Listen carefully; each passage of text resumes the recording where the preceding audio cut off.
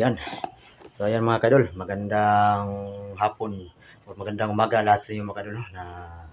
So nandito ngayon tayo sa bahay ni Ante. So ayan mga kadol, na walang tao na ngayon dito kasi pinalikas ko muna sila ni Ante mga kadol. Pinasipti ko muna ang kanilang buhay, no. Lalo na sa mga bata, dinala ni Ante mga kadol. At si Tata Gomer kasama nila ni Ante. Kasi baka lumusog sila ni Bako dito at saka si Kiko mga kaidol. Kasi may tinatagalan na ako ng ilang araw pag hindi ko dinala ang bata at saka si Tata Gumer. Yun ang sabi ni Kikong na lulusog sila dito. So ayan, abang-abangan natin, baka lumusog sila Kikong mga kaidol. So ayan, ayan mga kaidol, wala nang tao dito, tayo lang nag-iisa dito mga kaidol. Ayan, ito ang kwarto ni Aya mga kaidol, at ni Saya. Dito sila tutulog. Yan. Dito, yan ang kwarto ni Ante. Yan, wala nang tao mga kaidol. Yan, medyo na ang kwan, mingo na. Yan, isara natin to para safety mga kaidol. Sakaling lumusob si Kikong, pang-abangan natin dito. Ayan. Ayan na mga kaidol, no? Tayo lang nag-iisa muna kasi sila ni Team 69, sila ni Busradin mga kaidol, at si Bert at si Ibrahim. Kukuha sila ng yung depensa. Lumapit sila doon daw sa ambularyo para maghingi ng ambag na anong dapat gawin sa pangontra ila Kikong at Bako mga kaidol. So ayan, tayo lang nag-isa rito sa bahay natin. Basta importante mga kaidol na sinipti natin muna sila ni Ante at mga bata. Di natin alam, baka totoo yung sinabi ni Kikong, baka lusob sila. So ayan, abangan natin dito. Yan, tayo na nag-iisa rito mga kaidol.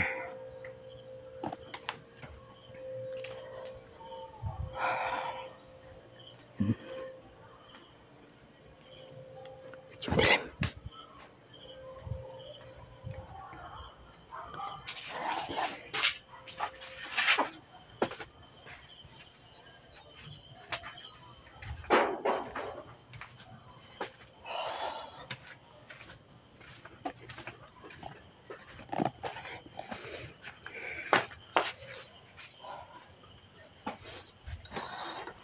Pero mga kaidol, alam niyo kaidol, kahit nag-isa tayo dito, pero kinakabahan pa rin tayo dito mga kaidol. Kasi di natin alam na baka lulusob sila agad. Yan ang abangan natin, pero na-prepare natin muna yung mga armas natin. At saka may asin tayo pinaprepare mga kaidol sa pinsa natin, baka lumusok sila dito ni Kikong. Ayan, tahimik ng mga paligid mga kaidol.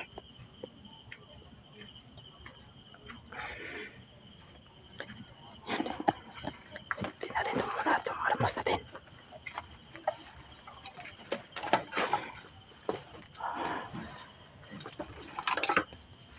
Di natin alam, mga manok mga kaidol.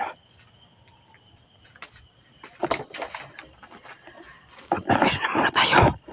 Di natin alam na lulusob sila agad.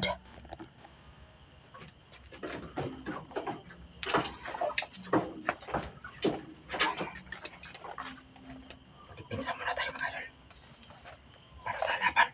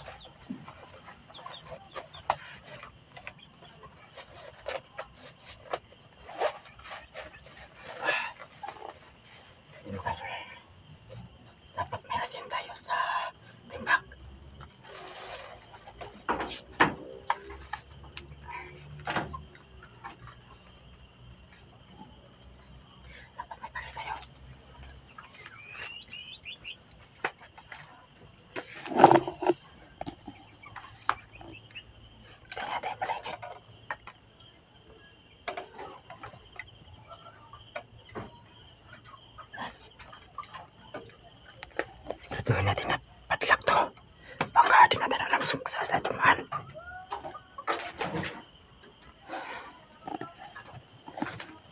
Ayan, tahimik na mga idol.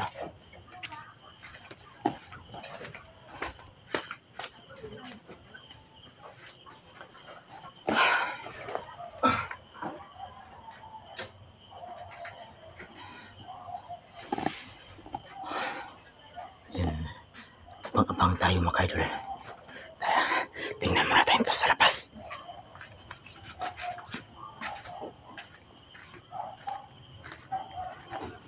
Ayan mga idol.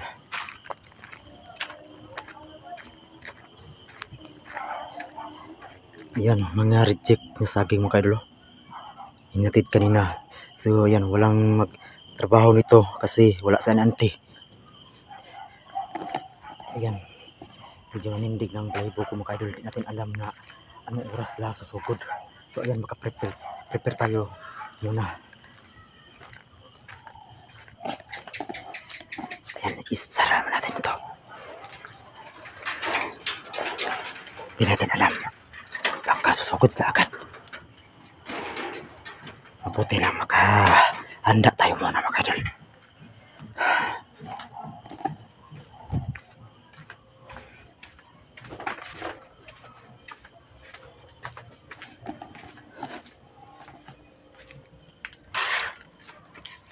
Kukuha tayo ng sundang. Ito, para pang dipinsa rin.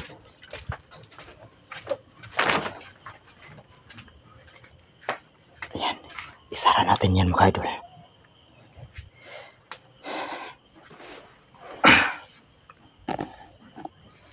Dito lang tayo mga idol. Habang nag-aantay sa pagdating ni Kikong at ako mga idol. Hindi natin alam, yun ang sinasabi ni Kikong. Tinatagalan niya ako ng isang araw o 2 araw. Pag hindi ko pakita ang mga bata at si Tata Kumir. Susulong sila rito sa bahay ng ante. So yan, itabi natin tong sundang mga idol. Baka sakali na may panglaban tayo. So yan, ay mga idol, no? Kinontak ko naman kanina sila ni Team 69 na pupunta daw sila rito. Pero hindi natin alam na baka tagalan daw sila kasi pupunta daw sila sa ambularyo para kukuha ng pangdipinsa, pangontra, at pupunta sila doon sa Iwagan na Balon kadol para yun ang pangontra natin sa mga kalaban. Yan, nag-isa lang tayo dito pero nag-prepare tayo sa ating mga armas at asin at itong sundang ito kadol. Yan, abang-abang na tayo. Ayan, nakasara na yan. At dito, nakasara na yan. Medyo tahimik pa mga kaidol. Abang-abang lang tayo rito.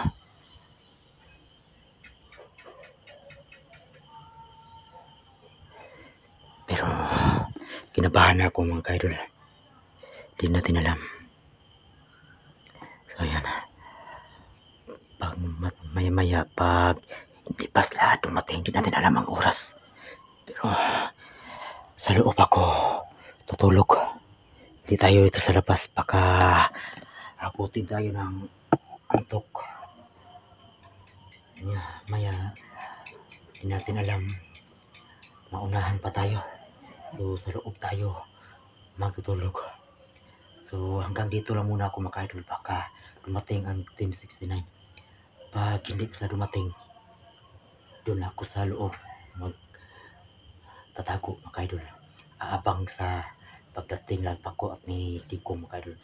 So ang importante, wala sila dito ni ante. Sinisipte ko ng buhay nila. Dan doon sa kanyang kapatid. Doon sila muna titira.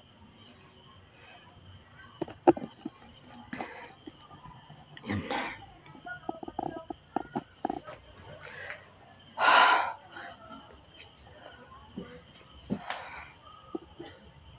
Ayan, may pundo na si ante, no? na bangkong. So yan, binta ko yan bukas, sabi nante, para may allowance. Diba ko.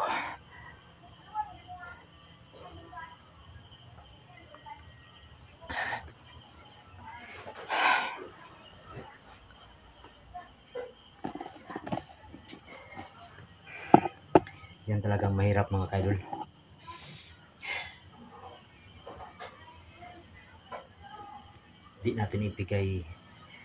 Hindi ko ibigay yung bata si Tata Gunyer.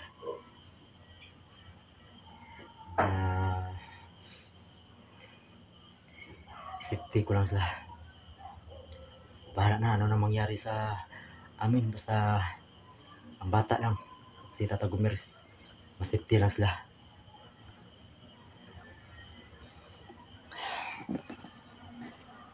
Ayan, medyo tahimik pa.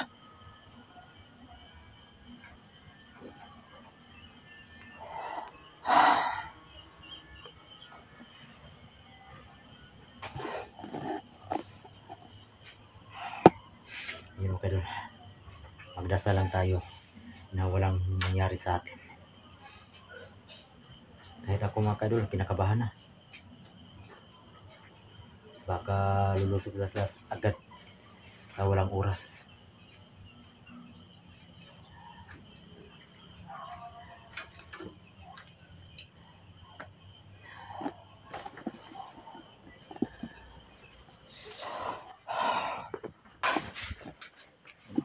Hindi natin alam ang oras ang susugod nila. So, hindi tayo muna dito tutulog, no? Doon tayo sa loob magtatago. Patay. Sakalan yun. Patay.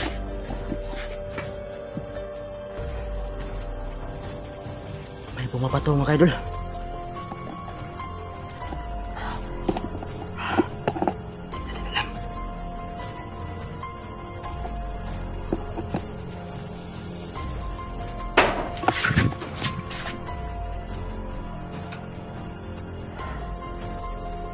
Takot muna tayo sa loob.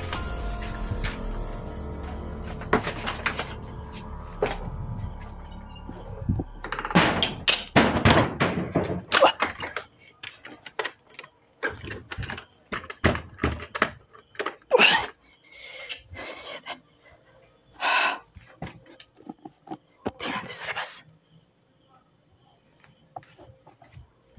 Basta nakapadla ka ito mga kadol.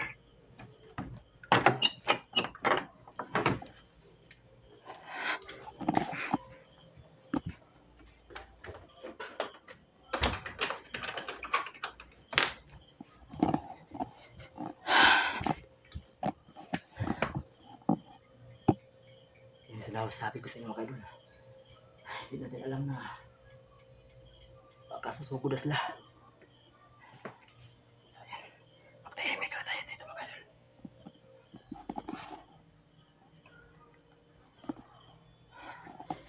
So yan mga kaidol, putulin ko muna itong video para makapantay ako. Pagkasusugod na sila,